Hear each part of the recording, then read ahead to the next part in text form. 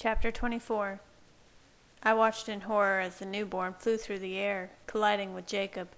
They tumbled to the ground, rolling through the grass, and the newborn held on as Jacob attempted to shake him off, but it was too late. I heard the sickening crunch and the shattering of bones as the newborn squeezed its arms around Jacob's torso. A scream of agony ripped through the entire pack, forcing me to my knees. I brought my hands up to my head. The pressure was too much to bear. I squeezed my eyes shut. I could feel everything. The anguish of the pack, Leah's guilt, Jacob's pain, everything. Experiencing the trauma through the pack mind made it feel as though I was the one being crushed. We all shared in his pain. All I saw was red. The searing pain ripped through me like a white-hot poker, invading every crevice of my being. I could feel my body rocking back and forth, struggling to cope with the torment. Somewhere through the anguish, I heard a beating heart. I felt the warmth of hands on my own. "Edward? Edward!" I heard Bella's voice fighting to break through the haze that surrounded me. I took in several gulps of air as I lowered my hands, struggling against the pain to open my eyes. I saw Bella, her face panic-stricken as she knelt before me. Her eyes were desperately searching mine, probing for information. "It's okay," I breathed. "We're going to be fine. I clenched my eyes as the pain intensified. Through the eyes of the pack, I could see Jacob lying on the ground, writhing in pain while his brothers surrounded him helplessly. I could hear the voice of my father, begging to be allowed to help. "Please, let me take a look. Please let me help," he pleaded. "What's happening?" Bella gasped. "We're fine," I repeated the thoughts of the pack. "We're going to be okay. Jacob was alive. Carlisle would know what to do. Sam, help him!" Jacob was alive. I couldn't endure the suffering it would cause Bella if he didn't survive. He had to pull through. It couldn't end. Not like that.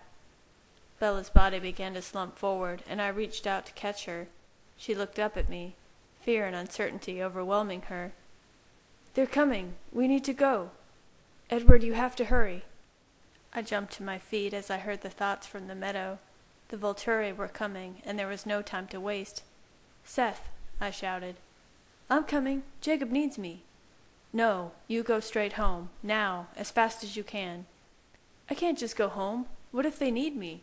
What if you need my help again?" Seth whined, unwilling to leave my side. "Seth," I pleaded, "trust me." He couldn't be anywhere near the field when the Volturi arrived. None of the wolves could. There was no knowing what the Volturi would do if they became aware of the wolves' presence or their assistance against the newborns. No doubt Caius's prejudice against their kind would have filtered through to the guard. "I'll still be listening," Seth thought as he turned and began running toward the reservation. I gripped Bella tighter to my chest and began running for the clearing. The icy ground flew under my feet, and the only thing that could calm me at this moment was the unsteady beating of the heart that was cradled against mine. Bella's fingers gripped my shirt, and she squeezed her eyes shut against the frigid air that was rushing past us.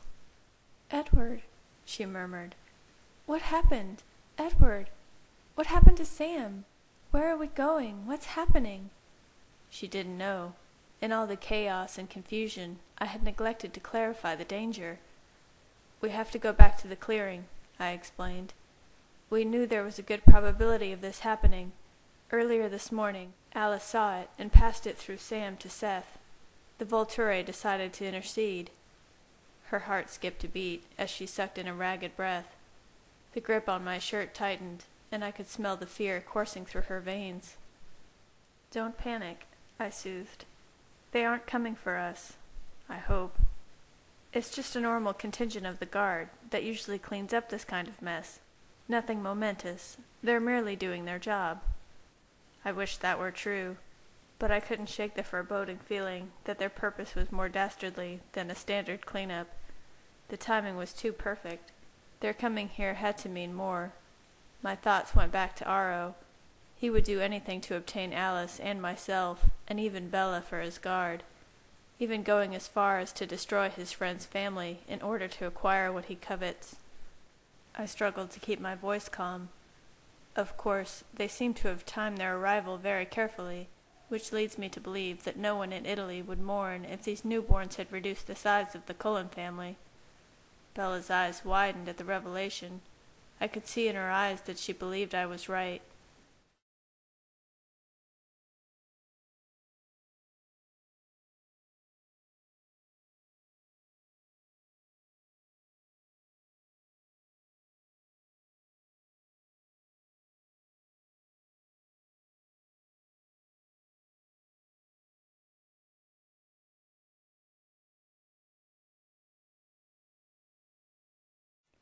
If she thought we were alone somewhere, away from the others, it might tempt her.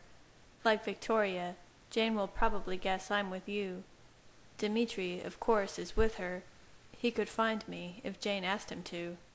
A strangled gasp escaped Bella's lips, and she shivered at the mere mention of Jane's presence. Jane may be sadistic, and terrifyingly powerful, but I was enormously thankful that whatever quirk was present in Bella's brain, it prevented Jane from harming her. Jane would love nothing more than to make Aro's potential new favorite suffer.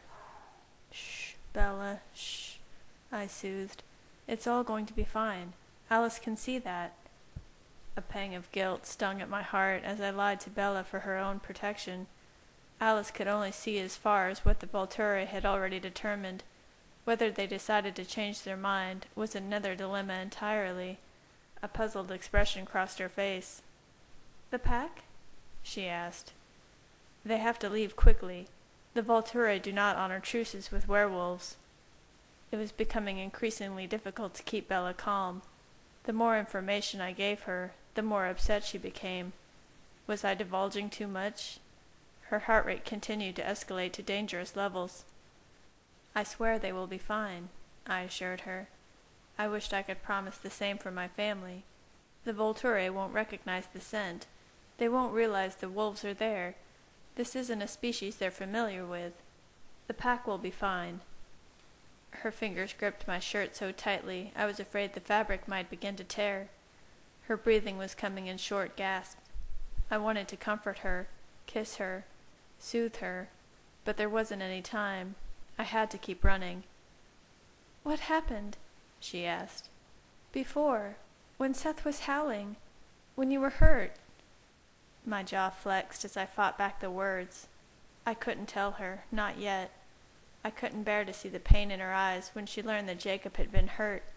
More so, I didn't want her to see the shame in my eyes, the guilt I felt, because for a fraction of a second, I was glad. I wanted him to die.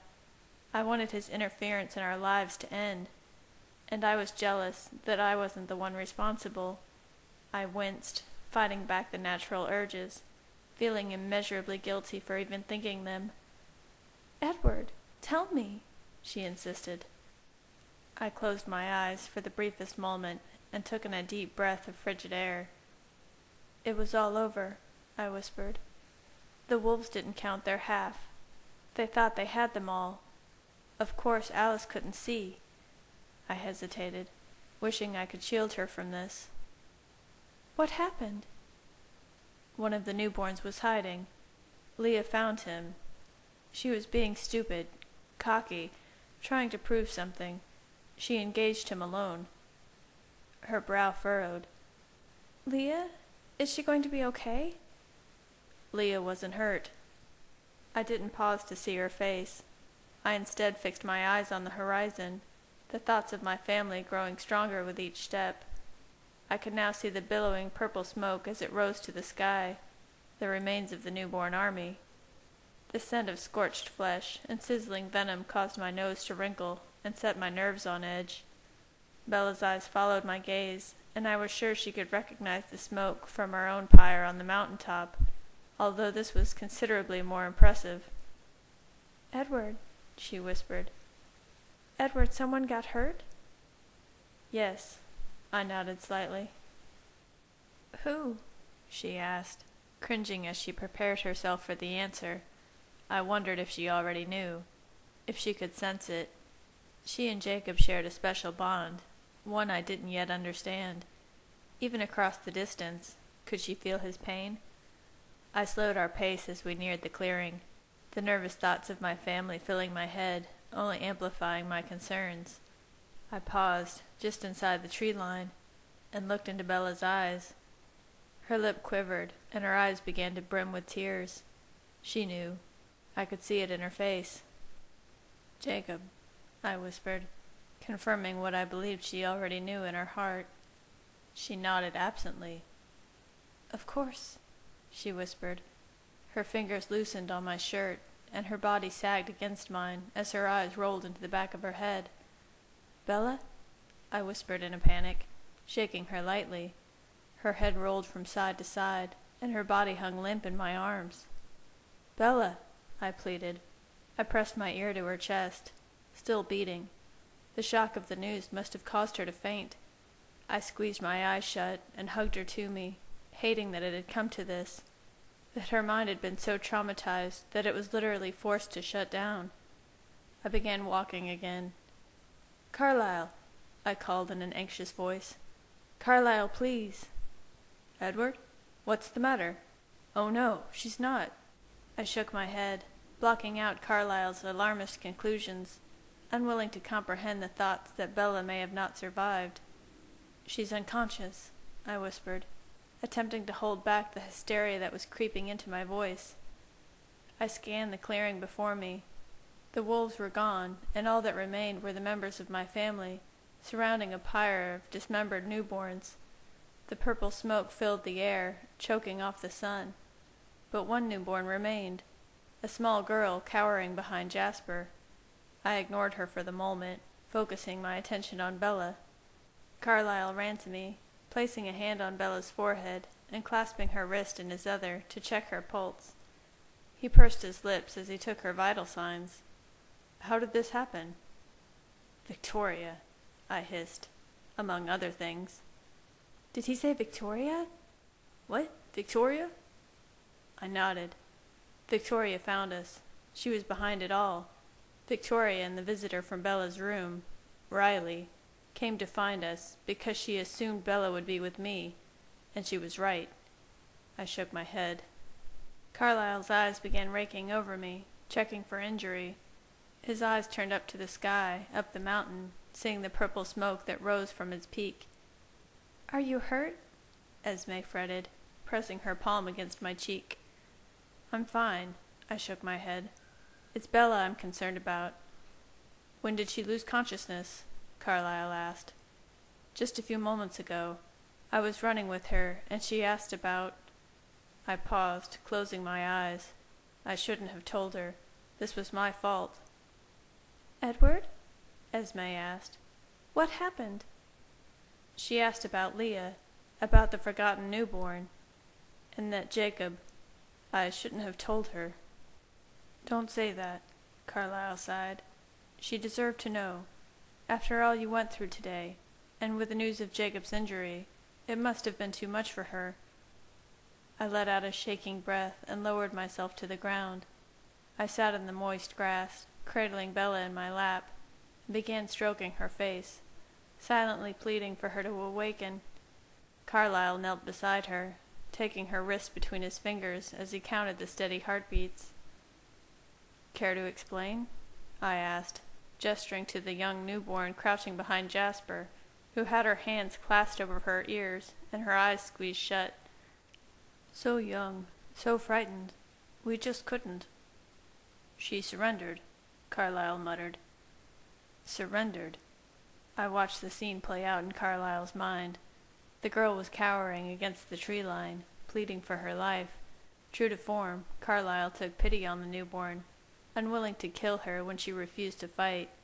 He saw her as he had seen all of his children, as frightened, unsure of this new life, and needing guidance. Foolish, reckless. I turned my head toward Jasper's thoughts. He knelt beside the girl, his hands clamped firmly over her ears, a stern expression on his face. He was torn between wanting to do what was right and what was logical. He saw in her face the face of all those he had destroyed under Maria's command, dredging up the memories of their suffering, of having to listen to their tortured thoughts as he tore them apart.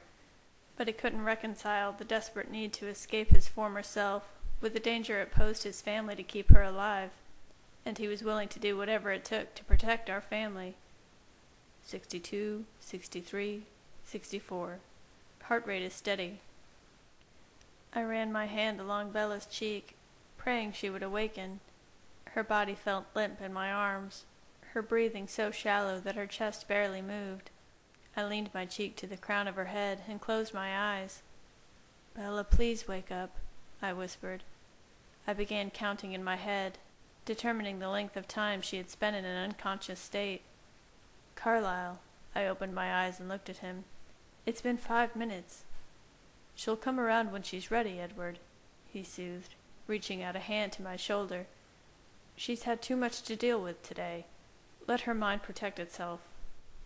Bella never gave herself the credit she deserved, always seeing herself as uncoordinated and weak.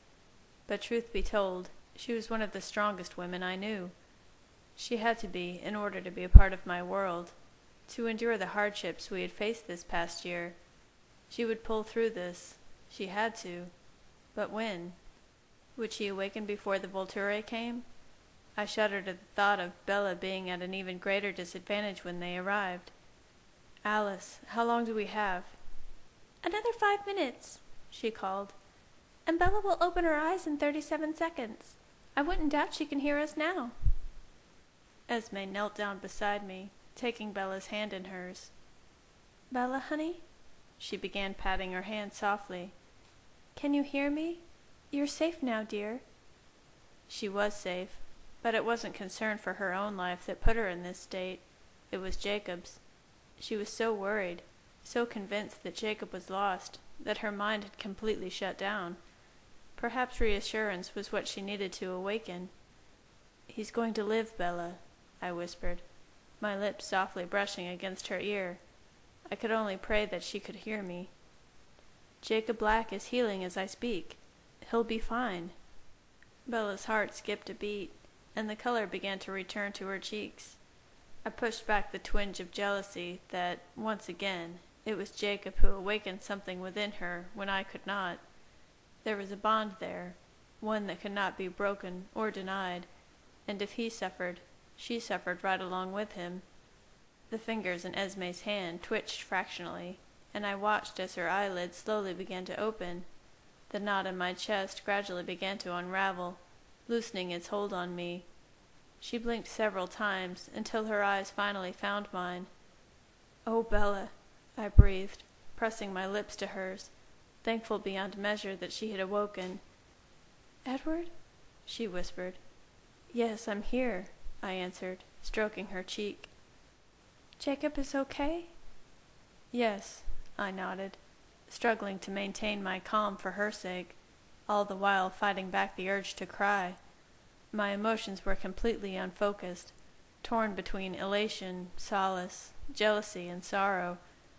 But as her eyes searched mine, I was overcome with a sense of relief.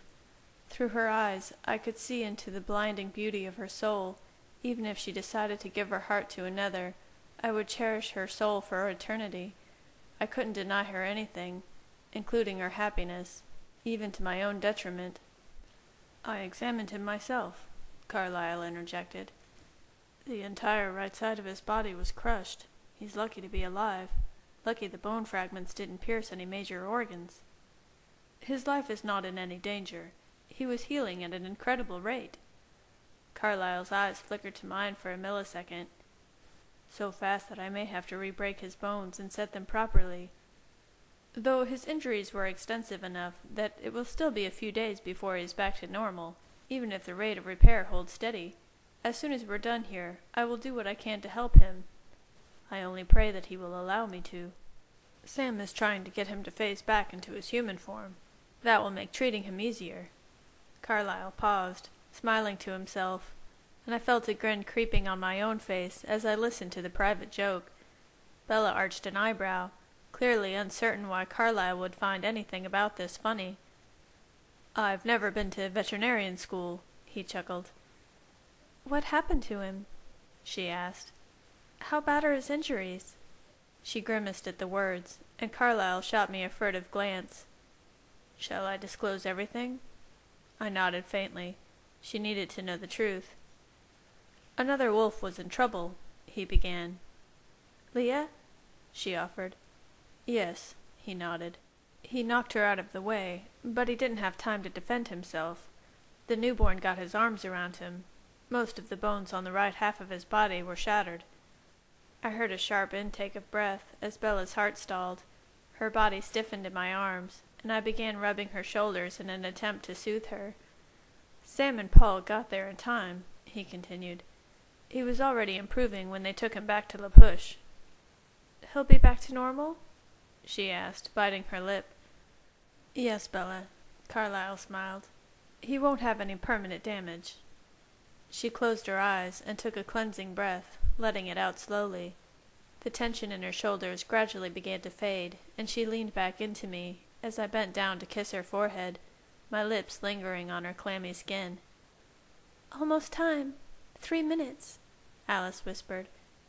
"We need to be ready. We're tempting fate. Too dangerous."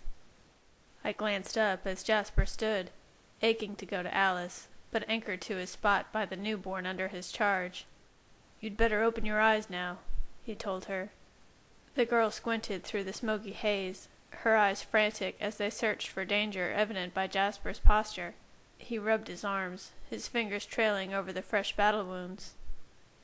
Bella placed her palms on the ground and began to push herself up. Like a rag doll, weak from the trauma, she fell back against me. I wrapped my arms firmly around her, supporting her as she got to her feet. She wobbled slightly. I held her tightly, unwilling to let her go until she was stable enough to stand on her own. "It's her! So sweet! So... I have to have her. Jasper could kill me, but I can't resist. I have to." The newborn's thoughts were wild and untamed as she became aware of Bella's presence. The newborns had been trained to track Bella, know her scent, and this girl wanted her, but I prayed her own sense of self-preservation was strong enough to override her desire for Bella's blood. The girl continued to stare at Bella, the naked desire in her eyes, her teeth clenched as she fought to keep her distance. Bella had caught sight of her and was staring back curiously. "She surrendered," I explained. "That's one I've never seen before. Only Carlyle would think of offering. Jasper doesn't approve." Vast understatement, Edward, Jasper thought. "Is Jasper all right?" Bella asked. "He's fine," I smiled slightly. "The venom stings." "He was bitten?" she gasped. "He was trying to be everywhere at once. Trying to make sure Alice had nothing to do, actually." I shook my head. Jasper refused to accept what we all knew as truth. Alice doesn't need anyone's help. "He just won't listen. I'm not helpless, you know. Overprotective fool," Alice whispered in an irritated tone, nodding to Jasper. "I can't stand it. So sweet. So close. The burn, it's too much." The girl's shriek ripped through the relative quiet, and Bella startled at the sound. She shuddered, edging herself closer to me, and I wrapped my arms protectively around her. "No, you don't," Jasper snarled, crouching over her in a threatening stance. "I warned you. I will not hesitate to end your life. You're a threat, pure and simple." I turned around, shielding Bella from the newborn's view. Bella had endured enough today. She didn't need to be threatened by yet another bloodthirsty newborn. And if Jasper did end her life, it was something I didn't want Bella to ever witness. I peered back, watching as she clawed at the soil, fighting to stay in place. Her thoughts were torn between the threat Jasper posed and the relief Bella's blood would offer.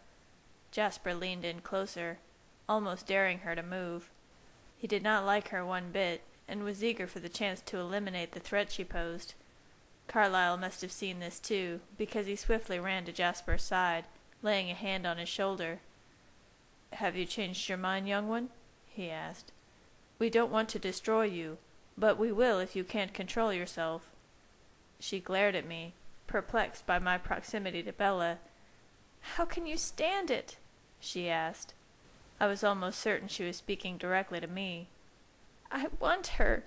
No, not want. Need. I need to have her. She's so close." "You must stand it," Carlyle insisted, in a stern tone, but I could hear the apparent sadness. You must exercise control. It is possible, and it is the only thing that will save you now. The girl's thoughts turned desperate, though not what I expected. She didn't believe she would survive, that she could hold back her bloodlust. But there was a part of her that didn't want to live when her friends were gone. She brought her hands up to her head, pulling at her hair as she rocked back and forth. The names of her friends filtered through her thoughts, and she struggled to push them away, their memories escalating her misery. Bella pressed herself closer to me. "Shouldn't we move away from her?"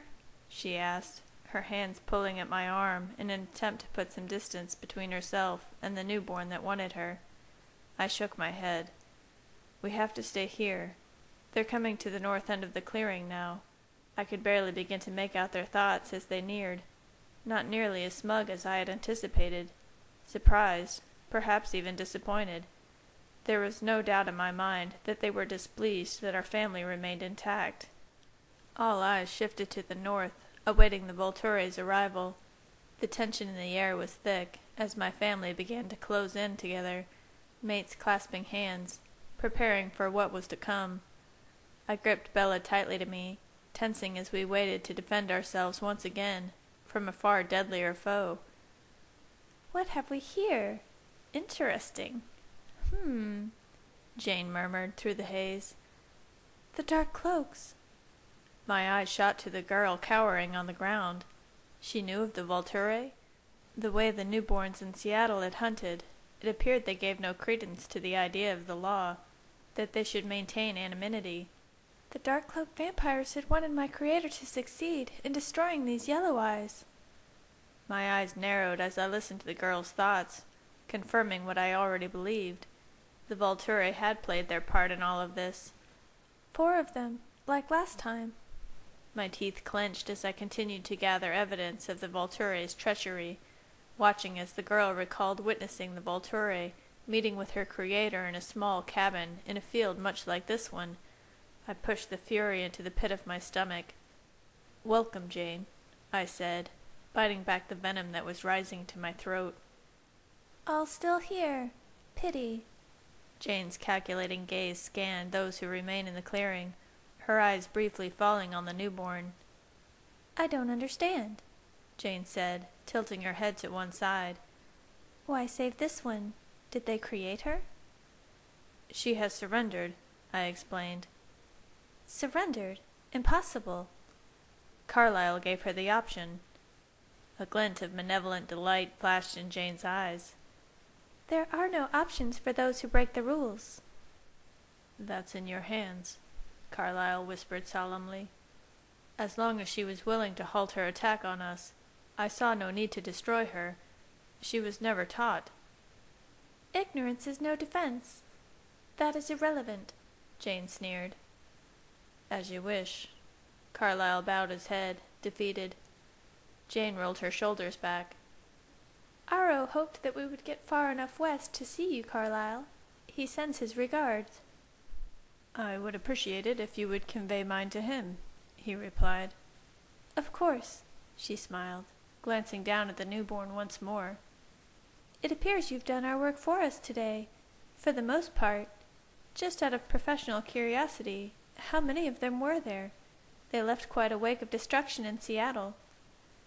The newborn's brow furrowed as she struggled to reconcile what she had been told with the truth. The newborns had been lied to, intentionally kept in the dark. Victoria was well aware that her activities were illegal, but why make a spectacle?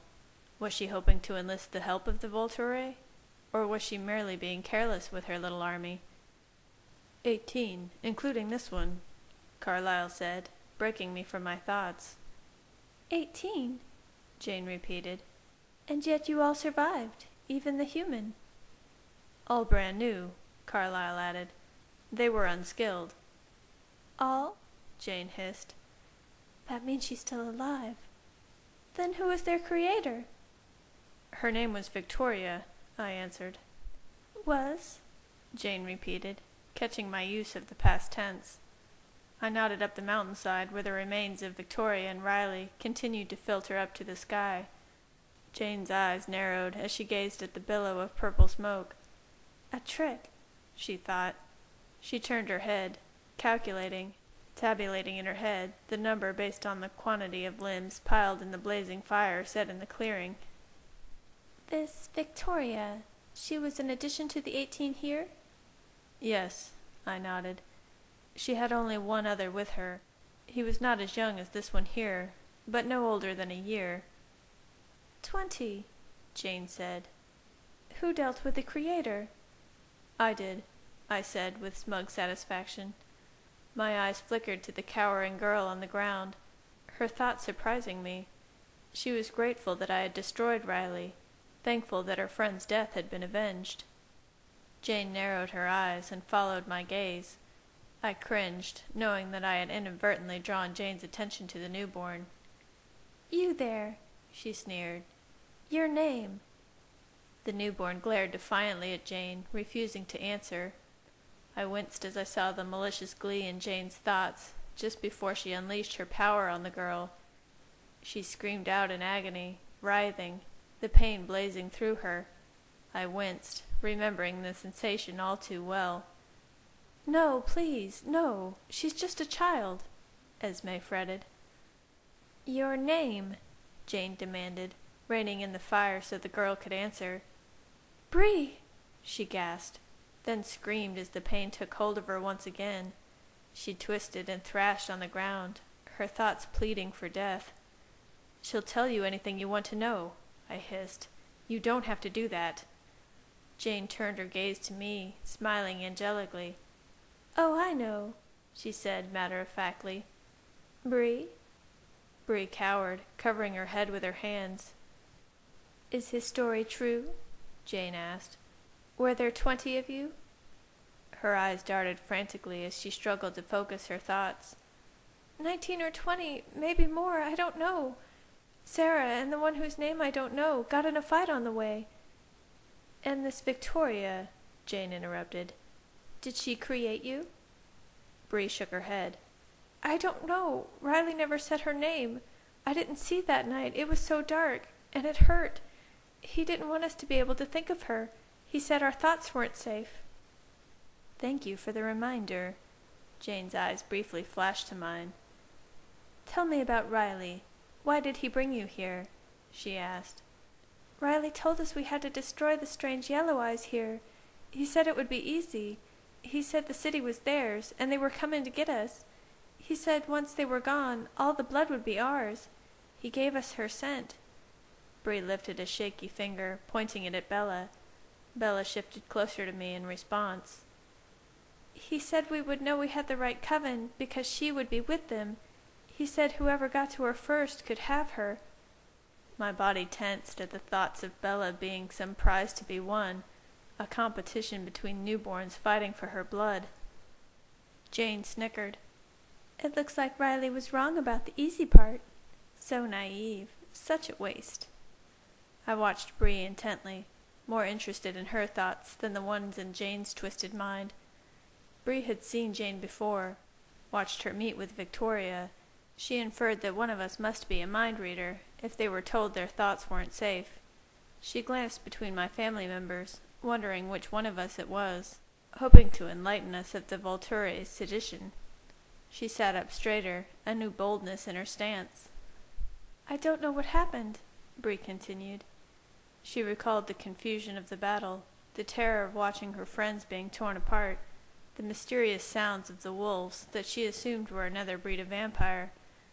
We split up, but the others never came. Riley left us, and he didn't come to help us like he promised. And then it was so confusing, and everyone was in pieces. I was afraid. I wanted to run away. She gestured to Carlyle. That one said they wouldn't hurt me if I stopped fighting.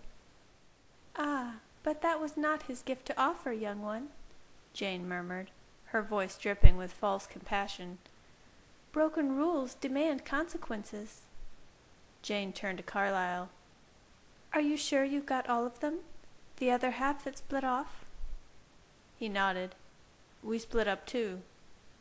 Bree's thoughts were taken over by a new awareness, but she was careful not to allow her expression to display the revelation She had seen my family, all together, fighting the newborns in the clearing. She knew that they had help, that there were others who were not there now. I was thankful that Aro hadn't decided to come himself. This could be far more deadly to the wolf pack if he had. 3 against 1, but how? Impressive. Better than expected. I can't deny that I'm impressed, Jane admitted. Yes, Felix and Dmitri murmured behind her. I've never seen a coven escape this magnitude of an offense intact. Do you know what was behind it? It seems like extreme behavior, considering the way you live here. And why was this girl the key? Bella shivered in my arms as Jane's gaze fell upon her. Victoria held a grudge against Bella, I answered. This one seems to bring out bizarrely strong reactions in our kind, Jane laughed. A sinister smile crept across her face as she gazed at Bella, and I could feel the ripples as the air shifted, as Jane forced her gift on Bella. My teeth clenched as I struggled to hold myself in place, to keep from launching myself at Jane. I tightened my arms around Bella, using her to anchor me in place. Would you please not do that? I snarled. Just checking, she laughed. No harm done, apparently. Pity. Jane shrugged. Well, it appears there's not much left for us to do. Odd. We're not used to being rendered unnecessary. It's too bad we missed the fight. It sounds like it would have been entertaining to watch. Yes, I said through clenched teeth. And you were so close. It's a shame you didn't arrive just a half-hour earlier. Perhaps you would have fulfilled your purpose here. I caught a brief smile on Bree's lips as she realized that I was the one who could read minds. She was pleased that we were no longer ignorant of Jane's lies. Yes, Jane shrugged. Quite a pity how things turned out, isn't it? A pity indeed. Aro had such high hopes. Now it's time to tie up loose ends. Jane turned to Bree with a look of disdain. Bree looked up at her, sensing that her time had come to an end, but pleased that she was able to make a difference, that she had the opportunity to repay me for avenging her friend. Her eyes flickered to mine. Thanks, she thought. I nodded sadly. Felix? Jane murmured. My pleasure. Felix took a step forward, cracking his knuckles. Wait, I said, feeling an urgent need to intercede on the girl's behalf. Ignorance wasn't a crime. She was a victim of her circumstances. I turned to Carlyle. We could explain the rules to the young one. She doesn't seem unwilling to learn. She didn't know what she was doing. Of course, Carlyle nodded, looking pleadingly at Jane. We could certainly be prepared to take responsibility for Bree. It's no wonder Carlyle wasn't cut out for life in Voltura. Aro told me, but I never believed. Jane scoffed. We don't make exceptions, she said, and we don't give second chances. It's bad for our reputation. Which reminds me. Her eyes flickered to Bella once more, a smile curving at the corners of her lips. Caius will be so interested to hear you're still human, Bella. Perhaps he'll decide to visit. The date is set, Alice interjected. Perhaps we'll come visit you in a few months. Jane's eyes tightened as her smile fell. She turned to Carlyle. It was nice to meet you, Carlyle. I thought Aro was exaggerating. Well, until we meet again. Bree sighed, resigned to her fate. Her eyes flickered to mine once more as she relayed the face of her friend, an odd vampire with a fascinating ability, wondering if we would encounter him one day. Be nice to him, please, she thought. Take care of that, Felix. Jane waved a hand dismissively before turning to walk away. I want to go home. Don't watch, I whispered, leaning close to Bella's ear, but keeping an eye on Bree. At the same moment, they both closed their eyes. I squeezed Bella to me, as I watched with pity the poor girl who would suffer for Victoria's mistakes. I closed my eyes, thankful that she wouldn't have the opportunity to destroy any more lives ever again. My family stood motionless, silently mourning the fate of the girl who had the misfortune of being caught up in Victoria's game. Carlyle whimpered softly as the loud cracking sound filled the air. I rubbed Bella's shoulders, wishing I could shield her from this, from seeing the nature of my kind. There was so much I couldn't protect her from. "Come," Jane said, as she began walking back in the direction they came. Felix, Dmitri, and Alec followed obediently. Until next time, Felix thought as he glanced back at me. And then, just as swiftly as they appeared, they were gone.